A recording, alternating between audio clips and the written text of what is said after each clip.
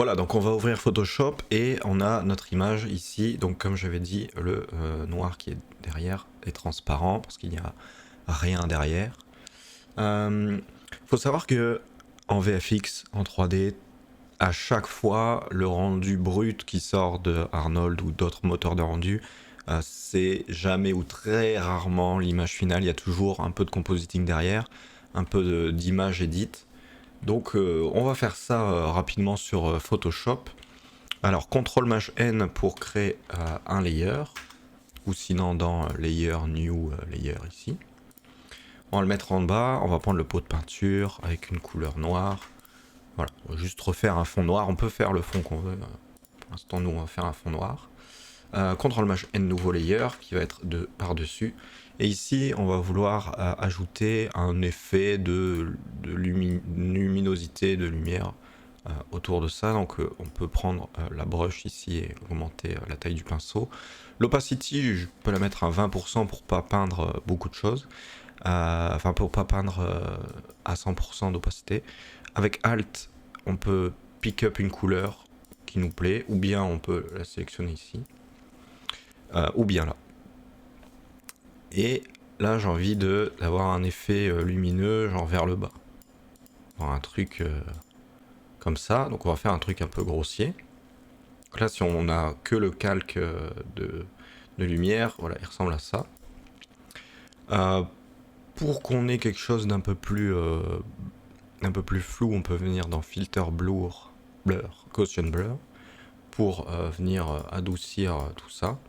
Et si c'est trop présent, on peut baisser l'opacité du calque. Ça va juste donner l'effet de lumière et déjà on voit que c'est bien mieux. On va créer un nouveau calque et cette fois-ci on va prendre un pinceau de couleur noire pour faire, on va dire, un peu de vignettage autour à la main. Donc j'aime bien peindre ici. Voilà, on peut faire quelque chose comme ça. Et on peut mettre une petite touche encore de contraste si on prend par exemple, si on sélectionne ce calque et qu'ici dans Adjustment on met un Brightness Contrast, il va se mettre juste au-dessus. Et là on peut encore jouer avec quelques paramètres. On pourrait même mettre un Hue Saturation si on veut un truc un peu plus saturé. Ça c'est au bon vouloir. Et on voit que si je désélectionne tout ça, ça c'est mon rendu de base, ça c'est mon rendu entre guillemets composité, on va dire édité. Ouais. Et cette passe d'édition elle est assez importante à chaque fois pour rendre l'image un peu plus belle que ce que sort le moteur de rendu. Il y a toujours cette passe là. Bon, évidemment ça c'est quelque chose d'assez rapide et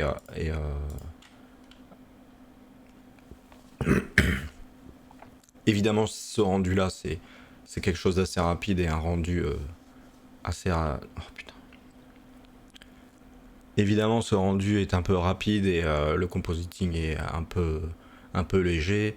On pourrait évidemment faire quelque chose de mieux, mais pour que ça tienne dans une vidéo assez courte, on peut s'arrêter là-dessus et une fois que ça c'est terminé, on pourra file, soit export PNG ou soit save as et sauvegarder notre image finale. Voilà, c'est fini pour le tuto.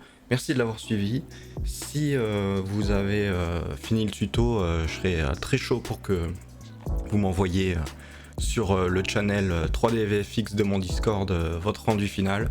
Si jamais il y a des questions, mon Discord est aussi là pour ça.